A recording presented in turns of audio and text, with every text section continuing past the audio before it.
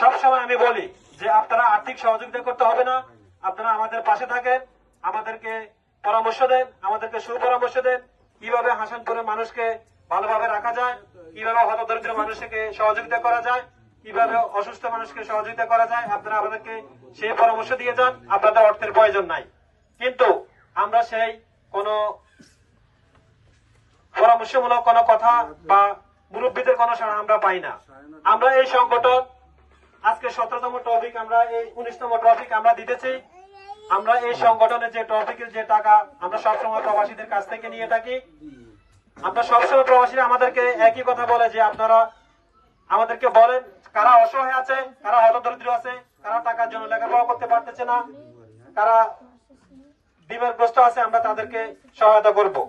কিন্তু আমরা গ্রামের যারা মানুষ আছে আমাদের তাদের কোনো আমরা সাড়া পাই না।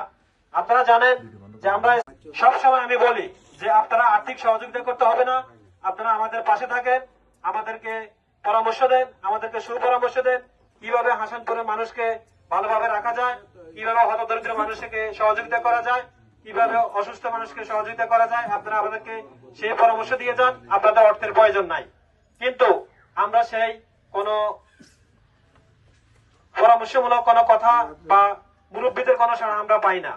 আমরা এই সংগঠন আজকে 17তম টপিক, আমরা এই 19তম টপিক আমরা দিতেছি। আমরা এই সংগঠনের যে টপিকের যে টাকা আমরা সবসময় প্রবাসীদের কাছ থেকে নিয়ে থাকি। আমরা সবসময় প্রবাসীরা আমাদেরকে একই কথা বলে যে আপনারা আমাদেরকে বলেন কারা অসহায় আছে, কারা হতদরিদ্র আছে, কারা টাকার জন্য লেখাপড়া করতে পারতেছে না, কারা বিমারগ্রস্ত আছে, আমরা তাদেরকে সহায়তা করব। কিন্তু আমরা গ্রামের যারা মানুষ আছে আমাদের তাদের কোনো আমরা সাড়া পাই না।